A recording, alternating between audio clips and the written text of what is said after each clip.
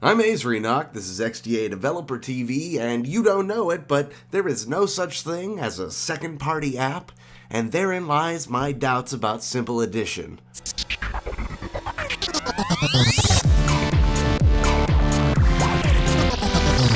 Last week, Gizmodo posted an article in response to an article on XDA about the Nexus 4 getting root.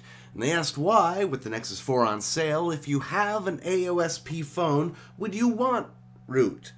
And since you could really only ask that question if you don't know what root is, I'm going to treat Gizmodo like they don't know what root is. So the word of the day is control. Root is having the ability to write to the root of the system partition. It's having control of that partition. And it doesn't matter if you have an AOSP or OEM version of Android, if your phone isn't rooted, you don't have that control. Sure, most people root to get rid of pre-installed apps, which you do because you can write to those folders, but there are tons of apps out there that you can only use if you have root access. And the reason you need root for them is because they use something on your phone that either didn't have that functionality written into it or it was disabled. It's actually apps like those that end up getting copied by Google in future versions of Android. They are the true bleeding edge of Android. For example, you used to need root to tether.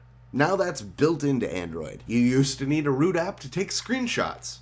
And that's built into Android. Its legitimacy and Linux aside, it used to be that you needed a root task killer if you wanted to drop an app from Android's memory. Now it's built in. And there are security features and functions that root access allowed that the Device Administrator API rendered obsolete. There are tons of examples just like those. So if you want the features of the future versions of Android, look into root apps. And there are also plenty of things that were intentionally disabled that are pretty damn handy. For example, though it's not strictly legal on a router you don't own, if you want to packet sniff, like you can with Droid Sheep, or you want to knock everyone off the router like you can with Wi-Fi kill, or if you want to, let's call it stress test the network, like you can with Anti, you'll need root. If you want to back up app data because you're tired of losing your scores in Angry Birds after a factory reset, you need a root app like Titanium Backup. If you want to completely re-theme Android, you need a root app like Metamorph. If you want to change your boot animation or block ads,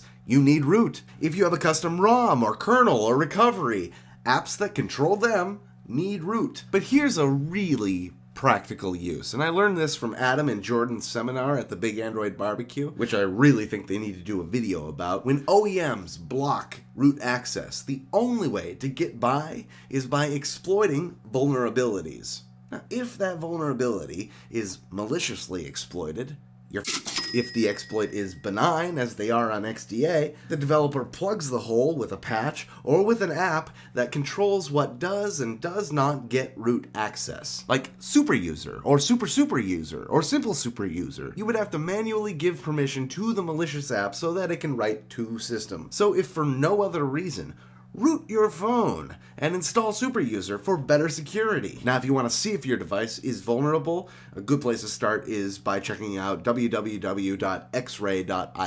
And that's about it. Or maybe not. If anybody else has any other reason to root, tell us about it in the comments. So, again, I'm azrienoch, and this is XDA Developer TV.